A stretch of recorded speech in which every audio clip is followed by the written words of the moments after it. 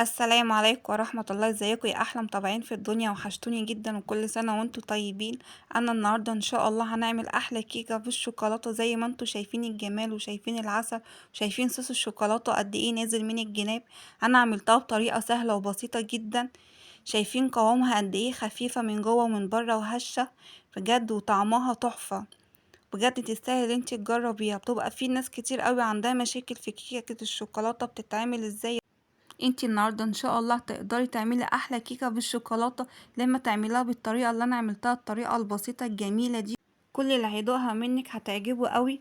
وطبعا قبل ما نخش نتفرج على طريقه التحضير ما تنسيش دعميني باللايك والاشتراك، ونخش على المكونات.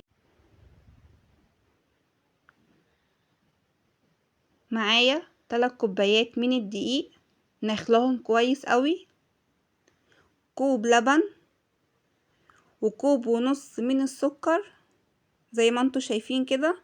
معايا كوب زيت، بيكو باودر، رشة بسيطة قوي ملح، و3 بيضات.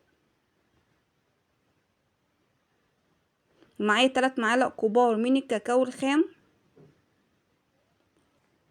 معايا معلقة كبيرة من كاكاو الخام لوحدها. ومعايا شوكولاتة محببة للتزيين. اول حاجة هنجيب بولة فاضية وبننزل بال3 كوبايات في قلبها، واهم حاجة يبقى الدقيق منخول. وبعد كده بننزل بالحاجات الجافة كده كلها مع بعض. بيكو باودر بنزل بيه على الدقيق، ورشة الملح. وبعد كده بنخلطهم في قلب بعض كده ونفضل نقلب بالمعلقة. بعد كده معايا معلقة كاكاو خام بضيفها على الدقيق، ونبدأ نقلب كده زي ما حضراتكم شايفين. بعد كده هننزل بكل المواد السايلة في الخلاط، كوب اللبن، كوباية الزيت، وكوباية ونص من السكر، كله في الخلاط. ومعايا معلقتين كبار من الكاكاو الخام. وبعد كده نضربهم كلها في الخلاط لحد ما بيتحول معايا لصوص الشوكولاتة زي ما هتشوفي معايا في الفيديو. نفضل نضربهم كويس قوي عشان خاطر السكر يتضرب كويس قوي، ما يبقاش باين في صوص الشوكولاته. شايفين صوص الشوكولاته طالع حلو ازاي؟ وبعد كده بنزل بصوص الشوكولاته في كوبايه فاضيه وبركنها على جنب. وبعد كده بنضيف 3 بيضات على بقيه صوص الشوكولاته اللي في الخلاط.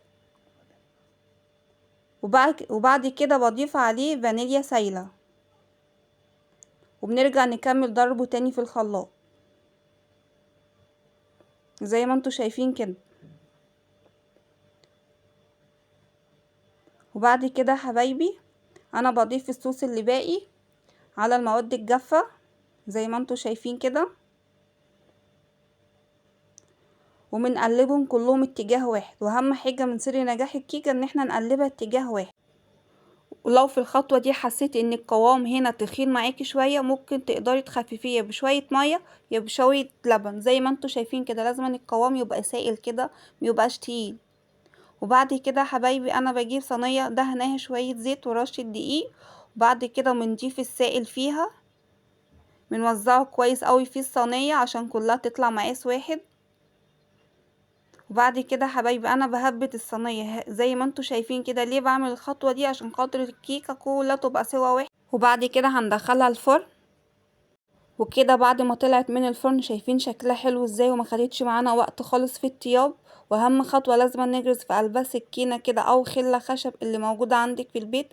ولو طلعت معاكي نضيفة كده يبقى هي كده قلبها مستوي. بعد كده بننزل عليها بصوص الشوكولاتة اللي احنا عملناه في اول الفيديو، بنوزعه كويس قوي. شايفين صوص الشوكولاتة حلو ازاي؟ وده طبعا بيرجع لنوع الكاكاو الخام اللي انت مستخدماه. وبنوزعه كويس قوي هنا، بنوزع صوص الشوكولاتة حلو. شايفين شكلها حلو ازاي؟ طبعا لازم نوزع صوص الشوكولاتة في كل مكان فاضي عشان تبقى كلها واخدة صوص شوكولاتة في كل حتة. شايفين شكل الصوص حلو ازاي وفيه لمعة. وبعد كده هنخش على مرحلة التقطيع. بعد كده هجيب سكينة ونفضل بقى نقطعها كده بالشكل اللي انتوا شايفينه ده.